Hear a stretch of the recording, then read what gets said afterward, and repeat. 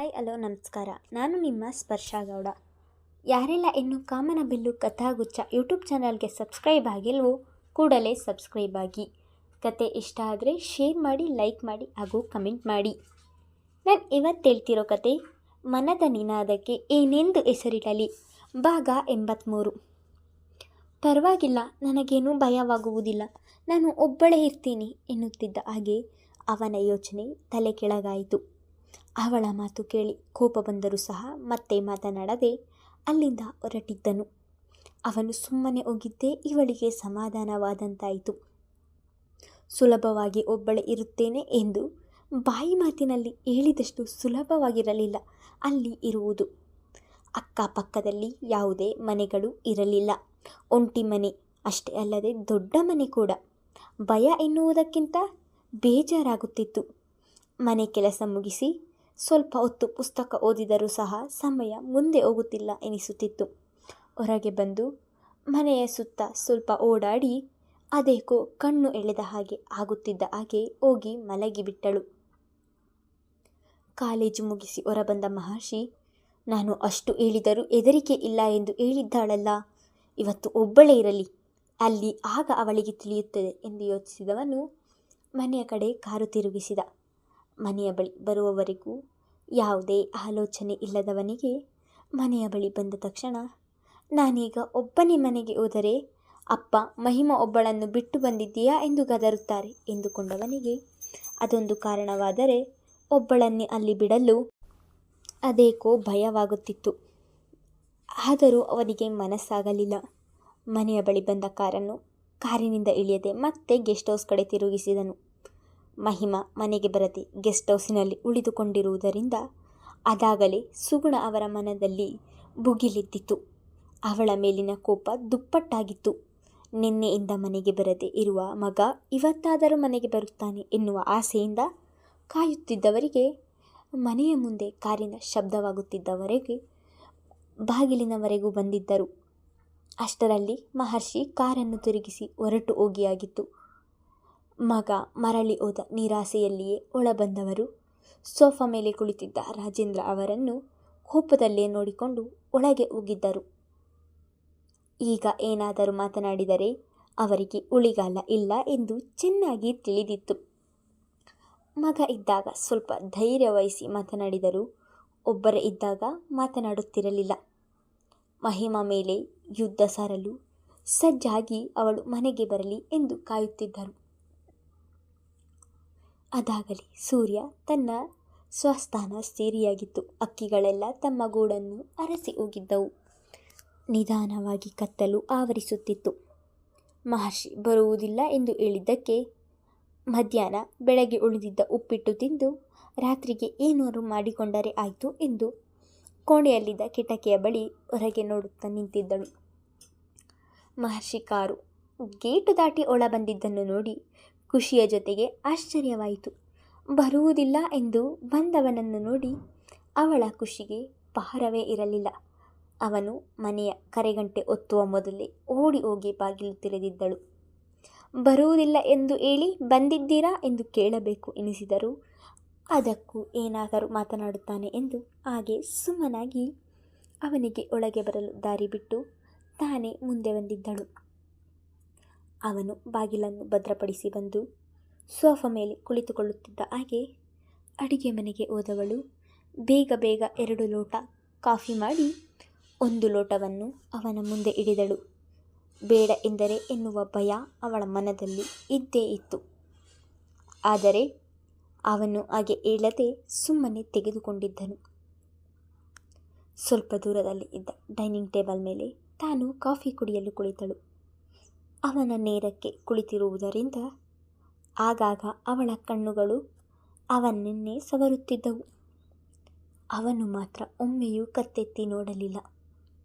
Coffee ಕುಡಿದು ಮುಗಿಸಿ ಲೋಟವನ್ನು ಹಿಡಿದು ಬಂದು ಡೈನಿಂಗ್ ಟೇಬಲ್ ಮೇಲೆ ಇರಿಸಿ ಅವನು ರಾತ್ರಿ ಮಲಗಿದ್ದ ಅದೇ ಕೋಣೆ ಕಡೆ ಹೊರಟನು.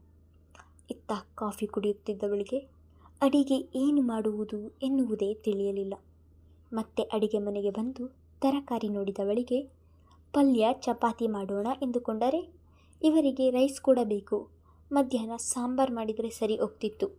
ಇವರು ಬರುವುದಿಲ್ಲ ಎಂದು ನಾನು ಸಾಂಬಾರು ಕೂಡ ಮಾಡಲಿಲ್ಲ ಎಂದು ಯೋಚಿಸಿದವಳು ಸಾಂಬಾರು ಮಾಡಿದರಾಯಿತು ಎಂದು ಬೇಳೆ ಸಾಂಬಾರು ಪಲ್ಯ ಚಪಾತಿ ಮಾಡಲು ನಿಂತಳು. ನಾಳೆ ಪಾಠ ಮಾಡಬೇಕಾಗಿರೋ ಪುಸ್ತಕವನ್ನು ಓದಿದವನು ನಂತರ ಬಂದು ಡೈನಿಂಗ್ ಟೇಬಲ್ ಮೇಲೆ ಕುಳಿತನು. ಮಹರ್ಷಿ ಡೈನಿಂಗ್ ಟೇಬಲ್ ಮೇಲೆ ಕುಳಿತದ್ದನ್ನು ನೋಡಿದವಳು ಇವರು ಆಗಲೇ ಬಂದು ಊಟಕ್ಕೆ ಕುಳಿತುಕೊಳ್ಳುತ್ತಿದ್ದಾರೆ, ಅಡುಗೆ ಬೇರೆ ಇನ್ನೂ ಆಗಿಲ್ಲ ಎಂದು ಅಡಿಗೆ ಮಾಡುವುದನ್ನು ಚುರುಕುಗೊಳಿಸಿದಳು. ಅದೇ ಸಮಯಕ್ಕೆ ಡೈನಿಂಗ್ ಟೇಬಲ್ ಮೇಲೆ ಇರಿಸಿದ ಮಹಿಮಾಳ ಫೋನ್ ರಿಂಗಣಿಸಿತು. ಫೋನ್ ಸದ್ದು ಮಾಡಿದ ಶಬ್ದ ತನ್ನ ಕಿವಿಗೆ ಬೀಳುತ್ತಿದ್ದ ಹಾಗೆ ಅದನ್ನು ತೆಗೆದುಕೊಳ್ಳಲು ಅಡಿಗೆ ಮನೆ ಬಾಗಿಲವರೆಗೂ ಬಂದಿದ್ದಳು ಅಷ್ಟೇ. ಅದರ ಎದುರೇ ಕುಳಿತಿದ್ದ ಮಹರ್ಷಿ ಮೊಬೈಲ್ ಪರದೆಯ ಮೇಲೆ ಪಾರ್ಥ ಎನ್ನುವ ಹೆಸರನ್ನು ನೋಡಿ ಕರೆ ಸ್ವೀಕರಿಸಿ ಸ್ಪೀಕರ್ ಹಾಕಿ ಇನ್ನೇನು ಅಲೋ ಎನ್ನಬೇಕು. ಅಷ್ಟರಲ್ಲಿ ಮಹಿಮಾ ಹೇಗಿದ್ದೀಯಾ? ಎಸ್ಟೇಟ್ನಲ್ಲಿ ಆನೆ ಅಟ್ಯಾಕ್ ಆಯ್ತಂತಲ್ಲ, ನಾನೇನು ಬೇರೆಯವನಾಗಿದ್ದೇನಾ? ಒಂದು ಮಾತು ಹೇಳಬೇಕು ಎನಿಸಲಿಲ್ಲವಾ? ನಿನ್ನ ಗಂಡ ಅಂತೂ ನನ್ನನ್ನು ಮರೆತೇ ಬಿಟ್ಟಿದ್ದಾನೆ. ನೀನಾದರೂ ಕಾಲ್ ಮಾಡಿ ಹೇಳಬೇಕಲ್ಲವಾ? ಬೇರೆಯವರು ಹೇಳಿದ ಮೇಲೆ ವಿಷಯ ತಿಳಿಯಿತು ನನಗೆ. ಜಾಸ್ತಿ ಏಟಾಗಿದೆಯಾ? ಇವಾಗ ಹೇಗಿದ್ದೀಯಾ ಎಂದು ಒಂದೇ ಉಸಿರಿಗೆ ಪಾರ್ಥ ಮಾತನಾಡುತ್ತಿದ್ದರೆ ಇತ್ತ ಮಹಿಮಾ ಕೇಸ್ ಓಪನ್ ಆಗಿರುವುದರ ಬಗ್ಗೆ ಬೇರೆ ಏನಾದರೂ ಮಾತನಾಡಿದರೆ ಎನ್ನುವ ಭಯದಲ್ಲೇ ನಿಂತಿದ್ದಳು. ಪಾರ್ಥ ಒಂದೇ ಉಸಿರಿಗೆ ಮಾತನಾಡುತ್ತಿದ್ದರೆ ಮಹರ್ಷಿ ಮಹಿಮಾಳನ್ನು ನೋಡುತ್ತಿದ್ದನು. ಅವನ ನೋಟವನ್ನು ಎದುರಿಸಲಾಗದೆ ತಲೆ ತಗ್ಗಿಸಿ ಭಯದಲ್ಲೇ ನಿಂತಿದ್ದಳು ಮಹಿಮಾ. ಒಬ್ಬನೇ ಮಾತನಾಡುತ್ತಿರುವವನು ಅವಳು ಮಾತನಾಡದೆ ಇರುವುದನ್ನು ನೋಡಿ ಮಹಿಮಾ ಏನಾದರೂ ಮಾತನಾಡು, ಯಾಕೆ ಮೌನವಾಗಿದ್ದೀಯಾ ಎಂದನು. ಮಾತನಾಡಲು ನೀನು ಬಿಟ್ಟರೆ ತಾನೇ ಎಲ್ಲವನ್ನೂ ನೀನೇ ಮಾತನಾಡಿದ್ದೀಯಾ, ನಾವೇನು ಮಾತನಾಡುವುದು ಎನ್ನುವ ಮಹರ್ಷಿಯ ಧ್ವನಿಯನ್ನು ಕೇಳಿ ತಾನು ಇಷ್ಟರವರೆಗೂ ಮಾತನಾಡಿದ್ದು ಮಹರ್ಷಿಯ ಬಳಿ ಎಂದು ಅರಿವಾಗಿತ್ತು ಅವನಿಗೆ. ಮಹರ್ಷಿ ನೀನಾ? ಮಹಿಮಾ ಎಲ್ಲಿ? ಇವಾಗ ಹೇಗಿದ್ದಾಳೆ ಎಂದನು ಅದೇ ಆತಂಕದಲ್ಲಿ. ನೀನು ಹೆದರುವಂಥದ್ದು ಏನೂ ಆಗಿಲ್ಲ, ಅವಳು ಚೆನ್ನಾಗಿಯೇ ಇದ್ದಾಳೆ. ನಿನಗೆ ಯಾರು ವಿಷಯ ಹೇಳಿದ್ದು ಎಂದನು. ನೀನಂತೂ ಹೇಳುವುದಿಲ್ಲವಲ್ಲ, ಯಾರಾದರೂ ಹೇಳಲಿ ಬಿಡು ಎಂದನು ಬೇಸರದಲ್ಲಿ. ಪಾರ್ಥ, ವಿಷಯ ಸ್ಪ್ರೆಡ್ ಆಗುವುದು ಬೇಡ ಎಂದು ನಾನು ಯಾರಿಗೂ ಹೇಳಿಲ್ಲ. ಸುಮ್ಮನೆ ನಿನಗೆ ವಿಷಯ ಹೇಳಿದ್ದು ಯಾರು ಎಂದು ಹೇಳು ಎಂದನು. ಈಗಷ್ಟೇ ಫಾರೆಸ್ಟ್ ಆಫೀಸರ್ ಸಿಕ್ಕಿ ವಿಷಯ ಹೇಳಿದ್ರು ಮಹರ್ಷಿ. ಸುತ್ತಲೂ ಎಲೆಕ್ಟ್ರಿಕ್ ತಂತಿ ಹಾಕಿಸಿದ್ದೀರಲ್ಲ, ಒಳಗೆ ಆನೆಗಳು ಹೇಗೆ ಬಂದವು ಎಂದು ಅನುಮಾನದಲ್ಲಿಯೇ ಕೇಳಿದನು. ಯಾರೋ ಗೇಟ್ ತೆಗೆದು ಮರೆತು ಹೋಗಿದ್ದಾರೆ, ಗೇಟಿನಿಂದ ಬಂದಿದ್ದಾವೆ. ಫಾರೆಸ್ಟ್ ಡಿಪಾರ್ಟ್ಮೆಂಟ್ನವರೇ ಬಂದು 2 ಆನೆಗಳನ್ನು ಅಲ್ಲಿಂದ ಓಡಿಸಿದ್ದಾರೆ ಎಂದನು. ಥ್ಯಾಂಕ್ ಗಾಡ್, ಆಗುವ ದೊಡ್ಡ ಅನಾಹುತ ಸ್ವಲ್ಪದರಲ್ಲೇ ತಪ್ಪಿ ಹೋಗಿದೆ.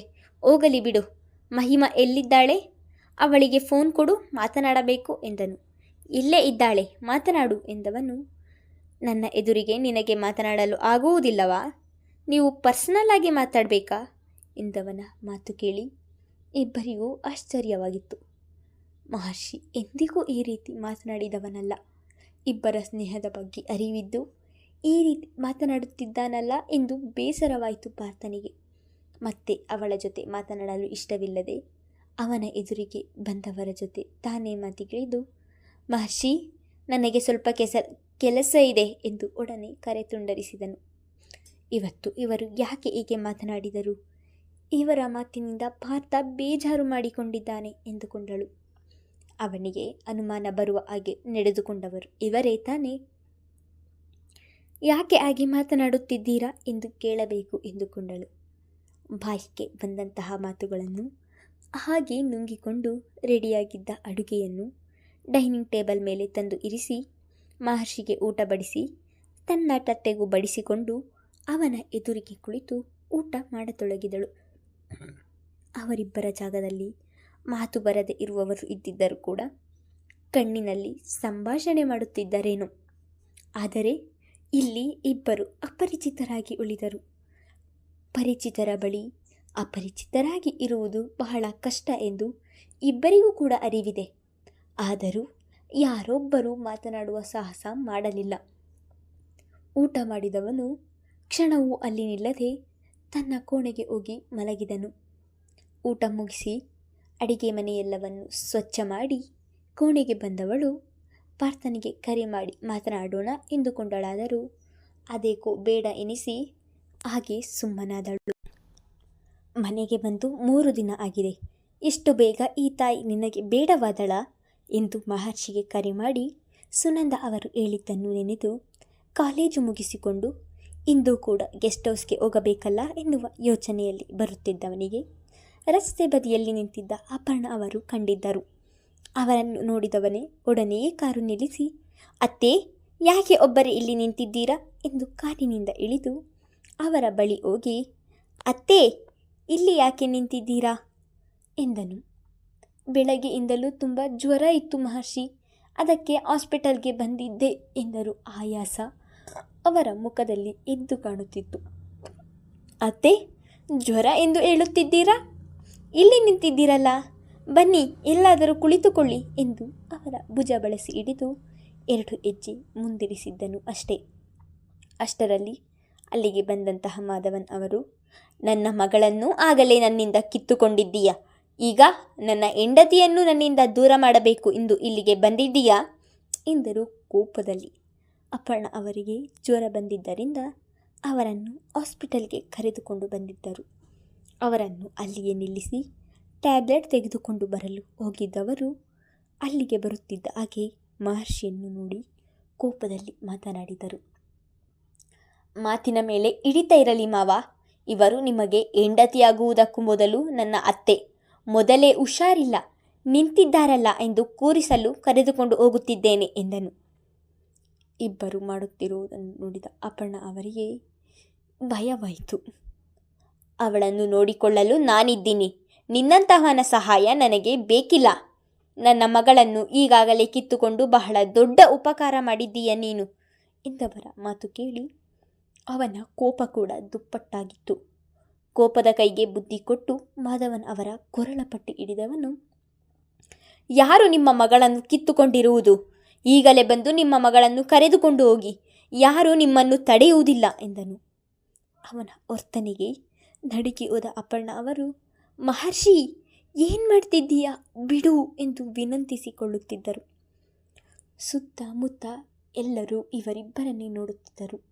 ಮಾಧವನ್ ಫೇಮಸ್ ಲಾಯರ್ ಆಗಿ ಅಲ್ಲಿ ಎಲ್ಲರಿಗೂ ಚಿರಪರಿಚಿತರು. ಮಹರ್ಷಿ ತನ್ನ ಕೊರಳಪಟ್ಟಿ ಹಿಡಿದದ್ದನ್ನು ಸಹಿಸಲಾಗದೆ ಒಡನೆ ಅವನ ಕೆನ್ನೆಗೆ ಬಾರಿಸಿ, ಎಷ್ಟು ಧೈರ್ಯ ಇದ್ರೆ ನನ್ನ ಕೊರಳಪಟ್ಟಿ ಹಿಡಿಯುತ್ತೀಯ ನೀನು? ನಿನ್ನ ತಾಯಿಯ ರಾಕ್ಷಸ ಬುದ್ಧಿ ರಕ್ತದಲ್ಲಿಯೇ ನಿನಗೆ ಬಂದಿದೆ. ನನ್ನ ಮನೆಯ ಹೊಸ್ತಿಲು ದಾಟಿ ಯಾವತ್ತು ನಿನ್ನ ಜೊತೆ ಬಂದಳು ಆವತ್ತೇ ನನ್ನ ಪಾಲಿಗೆ ಅವಳು ಸತ್ತು ಹೋಗಿದ್ದಾಳೆ. ಅಂಥದ್ದರಲ್ಲಿ ನಾನು ಯಾಕೆ ನಿನ್ನ ಮನೆಗೆ ಬಂದು ಕರೆದುಕೊಂಡು ಬರಲಿ ಎಂದು ತಾನೇನು ಕಡಿಮೆ ಇಲ್ಲ ಎಂದು ಅಬ್ಬರಿಸಿದರು.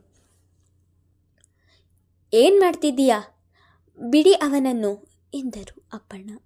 ಅವರ ಕಣ್ಣೀರು ಸುರಿಸುತ್ತಾ ಕೇಳಿಕೊಂಡರು. ಅವರೆಡೆಗೆ ಗಮನವೇ ಇರಲಿಲ್ಲ. ಮಾವ ಅಳಿಯನ ಜಟಾಪಟಿಯಲ್ಲಿ ಅಲ್ಲಿ ನೊಂದು ಹೋಗುತ್ತಿದ್ದದ್ದು ಅಪರ್ಣ ಅವರು. ಕೊನೆಗೆ ಬಿಡಿ ಅವನನ್ನು ಎಂದು ಕೂಗಿದ ಅಪರ್ಣ ಅವರನ್ನು ನೋಡಿ ಮಹರ್ಷಿ ಕಡೆ ಇದ್ದ ಕೋಪ ಈಗ ಅವರ ಕಡೆಗೆ ತಿರುಗಿತು.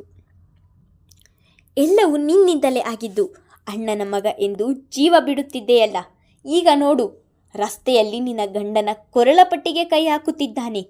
ಗೌರವದಿಂದ ತಲೆ ಎತ್ತಿ ಬದುಕುತ್ತಿದ್ದ ಜನರ ನಡುವೆ ನನ್ನ ಮರ್ಯಾದೆಯನ್ನು 3 ಕಾಸಿಗೆ ಹರಾಜು ಹಾಕಿದ್ದಾನೆ. ಈಗ ನಿನಗೆ ಖುಷಿಯಾಗಿರಬೇಕಲ್ಲ ಎನ್ನುತ್ತಿದ್ದ ಹಾಗೆ, ಅತ್ತೆಗೆ ಏನಾದರೂ ಹೇಳಿದರೆ ನಾನು ಸುಮ್ಮನಿರುವುದಿಲ್ಲ ಎಂದು ಮಹರ್ಷಿ ಕೂಡ ಕೂಗಿದನು. ಅವಳು ನನ್ನ ಹೆಂಡತಿ, ನಾನು ಏನಾದರೂ ಹೇಳಿಕೊಳ್ಳುತ್ತೇನೆ, ಅದನ್ನು ಕೇಳಲು ನೀನ್ಯಾರು? ಅವಳು ನಿನ್ನ ಅತ್ತೆ ಎನ್ನುವ ಅಧಿಕಾರ ನಿನಗಿದ್ದರೆ ಕರೆದುಕೊಂಡು ಹೋಗು ಎಂದರು. ಅಪರ್ಣ ಅವರು ಗಂಡನನ್ನು ಬಿಟ್ಟು ಬಂದಿದ್ದರೆ ಅವರನ್ನು ಹೇಗೆ ನೋಡಿಕೊಳ್ಳುತ್ತಿದ್ದ ಎನ್ನುವುದು ಅವನಿಗೆ ಮಾತ್ರ ಗೊತ್ತು. ಆದರೆ ಗಂಡ ಏನೇ ಅಂದರೂ ಅವರನ್ನು ಬಿಟ್ಟು ಬರಲು ತಯಾರಿಲ್ಲ ಅವರು. ಮಹರ್ಷಿ ಸುಮ್ಮನಾಗಿದ್ದನ್ನು ನೋಡಿ, ಯಾಕೆ ಸುಮ್ಮನಾದೆ? ಅವಳು ಬರುವುದಿಲ್ಲವಾ? ಅವಳು ನಿಮ್ಮ ಮನೆಗೆ ಬರುವುದಾಗಿದ್ದರೆ ಇಷ್ಟು ವರ್ಷ ನನ್ನ ಜೊತೆ ಇರುತ್ತಾನೇ ಇರಲಿಲ್ಲ ಎಂದವರು ಹೆಂಡತಿಯ ಕೈ ಹಿಡಿದು ಅಲ್ಲಿಂದ ಎಳೆದುಕೊಂಡು ಹೋಗಿದ್ದರು. ಕಣ್ಣಲ್ಲಿ ನೀರು ತುಂಬಿಕೊಂಡು ಅಸಹಾಯಕ ನೋಟದಿಂದ ಅಳಿಯನ ಕಡೆ ನೋಡಿಕೊಂಡು ಹೋಗಿದ್ದರು ಅಪ್ಪಣ್ಣ. ಕಾರಿನಲ್ಲಿ ಕುಳಿತವನಿಗೆ ಇಂದು ಮಾಧವನ್ ಅವರಿಂದ ಆದ ಅವಮಾನವನ್ನು ಅವನಿಂದ ಸಹಿಸಲು ಆಗುತ್ತಿಲ್ಲ. ಕೋಪದಲ್ಲಿ ಸ್ಟೇರಿಂಗ್ ಮೇಲೆ ಗುದ್ದಿದರೂ ಸಹ ಅವನ ಕೋಪ ಶಮನವಾಗುತ್ತಿಲ್ಲ. ಕೋಪದ ಕಣ್ಣುಗಳಿಂದ ಕತ್ತೆತ್ತಿ ನೋಡಿದವನಿಗೆ ಅವನ ಕಾರಿನ ಎದುರಿಗೆ ಇರುವ ಒಂದು ಮದ್ಯದ ಅಂಗಡಿ ಅವನ ಕಣ್ಣಿಗೆ ಬಿದ್ದಿತ್ತು. ಎಂದು ಅದರ ವಾಸನೆಯನ್ನೇ ಸಹಿಸದವನು, ಅದರ ಕಡೆಗೆ ಮುಖ ಮಾಡದವನು, ಇಂದು ಅದನ್ನು ಕುಡಿಯಬೇಕು ಎನಿಸಿ ಕ್ಷಣವೂ ಯೋಚಿಸದೆ ಮದ್ಯದ ಅಂಗಡಿ ಒಳಗೆ ಹೋಗಿದ್ದನು. ಮುಂದುವರಿಯುವುದು. ಮಹರ್ಷಿ ಈಗ ಆಲ್ಕೋಹಾಲ್ ಕುಡಿದು ಮನೆಗೆ ಹೋಗುತ್ತಾನಾ ಅಥವಾ ಅವಳ ಮೇಲಿನ ಕೋಪದಿಂದ ಗೆಸ್ಟ್ ಹೌಸ್ಗೆ ಹೋಗುತ್ತಾನಾ ಎಂದು ಮುಂದಿನ ಸಂಚಿಕೆಯಲ್ಲಿ ತಿಳಿದುಕೊಳ್ಳೋಣ. ಧನ್ಯವಾದಗಳು.